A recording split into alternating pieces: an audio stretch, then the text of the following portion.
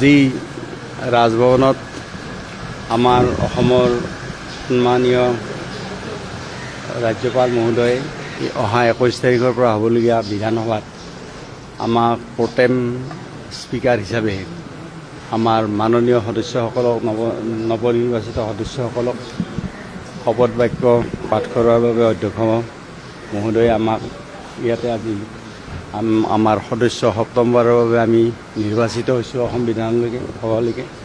গতিকে আমাক সদস্য পদৰ শপত বাক্য আজি মাননীয় ৰাজ্যপাল ডাঙৰীয়াই পাঠ কৰায়।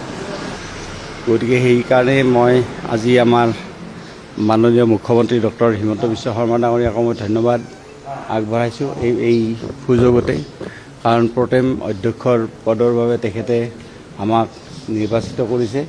আজি ৰাজভৱনত আমাৰ অসমৰ সন্মানীয় ৰাজ্যপাল মহোদয়ে অহা 21 তাৰিখৰ পৰা হ'বলগীয়া বিধানসভাত আমাক প্ৰটেম স্পীকাৰ হিচাপে আমাৰ মাননীয় সদস্যসকলক নৱনিৰ্বাচিত সদস্যসকলক শপত বাক্য পাঠ কৰাৰ বাবে অধ্যক্ষ মহোদয়ে আমাক ইয়াতে আজি আমাৰ সদস্য সপ্তমবাৰৰ বাবে আমি নিৰ্বাচিত হৈছোঁ অসম বিধানলৈকে সভালৈকে। গতিকে আমাক সদস্য পদৰ শপত বাক্য আজি মাননীয় ৰাজ্যপাল ডাঙৰীয়াই পাঠ কৰায়। গতিকে সেইকাৰণে মই আজি আমাৰ মাননীয় মুখ্যমন্ত্ৰী ডক্টৰ হিমন্ত বিশ্ব শৰ্মা ডাঙৰীয়াক মই ধন্যবাদ আগবঢ়াইছোঁ এই সুযোগতে, কাৰণ প্ৰটেম অধ্যক্ষৰ পদৰ বাবে তেখেতে আমাক নিৰ্বাচিত কৰিছে।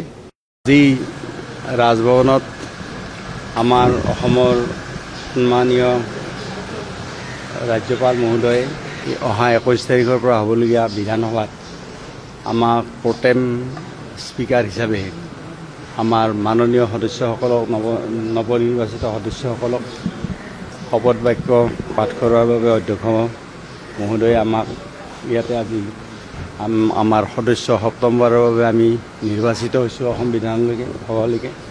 গতিকে আমাক সদস্য পদৰ শপত বাক্য আজি মাননীয় ৰাজ্যপাল ডাঙৰীয়াই পাঠ কৰায়।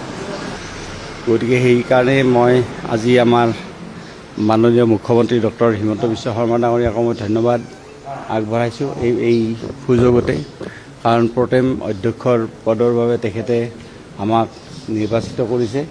আজি ৰাজভৱনত আমাৰ অসমৰ সন্মানীয় ৰাজ্যপাল মহোদয়ে অহা 21 তাৰিখৰ পৰা হ'বলগীয়া বিধানসভাত আমাক প্ৰটেম স্পীকাৰ হিচাপে আমাৰ মাননীয় সদস্যসকলক নৱনিৰ্বাচিত সদস্যসকলক শপত বাক্য পাঠ কৰাৰ বাবে অধ্যক্ষ মহোদয়ে আমাক ইয়াতে আজি আমাৰ সদস্য সপ্তমবাৰৰ বাবে আমি নিৰ্বাচিত হৈছোঁ অসম বিধানলৈকে সভালৈকে। গতিকে আমাক সদস্য পদৰ শপত বাক্য আজি মাননীয় ৰাজ্যপাল ডাঙৰীয়াই পাঠ কৰায়।